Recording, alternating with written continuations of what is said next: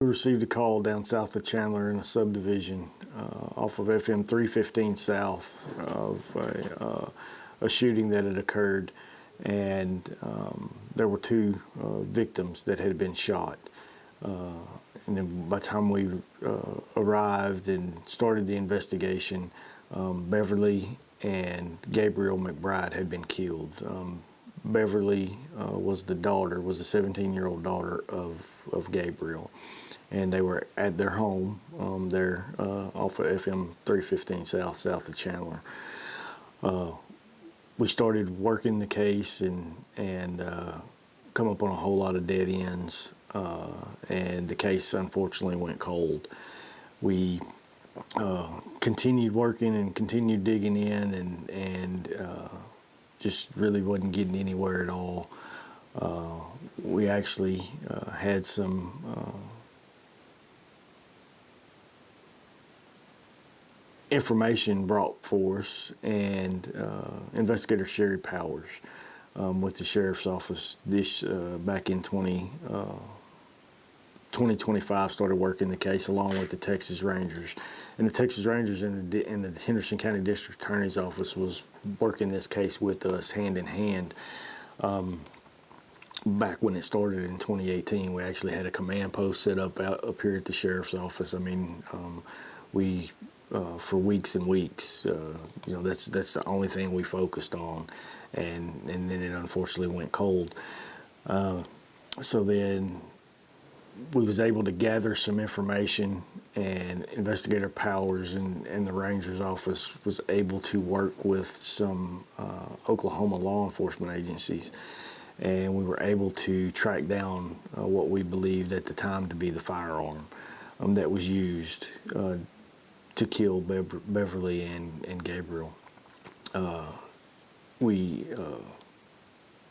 tracked the firearm down, went to Oklahoma, gathered all that up, brought it back to Texas to be analyzed at DPS Crime Lab, and it came back and sure enough was the firearm. Once we had the firearm, then we started really digging in and doing some interviews, and was able to obtain an arrest warrant for Lance Raines for capital murder for killing Beverly and Gabriel. And he was basically, he was a young man at the time that this occurred. He lived there in the neighborhood. He was a neighbor. They were familiar with him, and so now he's been in custody ever since, and we're awaiting prosecution. Mm-hmm. Do you have any idea why he might have done this? He said he was a neighbor, he's in close proximity. I mean, we don't really have a motive at all. We do know that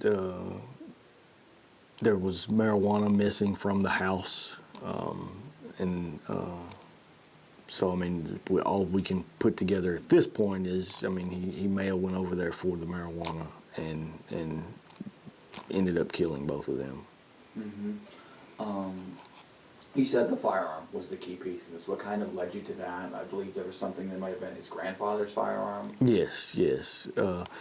We tracked down, and through interviews we were told that his grandpa had a firearm, and that folks believed that he used it, but that firearm was sold, and then it ended up in Oklahoma. So we went and found that, and sure enough, that was the firearm that was used, and Lance confessed to the murders. Mm-hmm. So what's it like for you guys to, be able to solve something after all of those years? That was a case that haunted me. It haunted our investigators. I had several investigators work on the case, and every time they thought they'd get somewhere, and then they'd hit another roadblock, and then we continued to put investigators on the case just for new sets of eyes, and hopefully they would find the right person or the right piece of the puzzle. And once it all came together where we were actually able to get an arrest warrant, I mean, it was an exciting day for us at the sheriff's office to be able to bring him to justice. Mm-hmm. Did it make sense that he was the person who did it after all those years of investigation, or that might have done it? Yes, sir.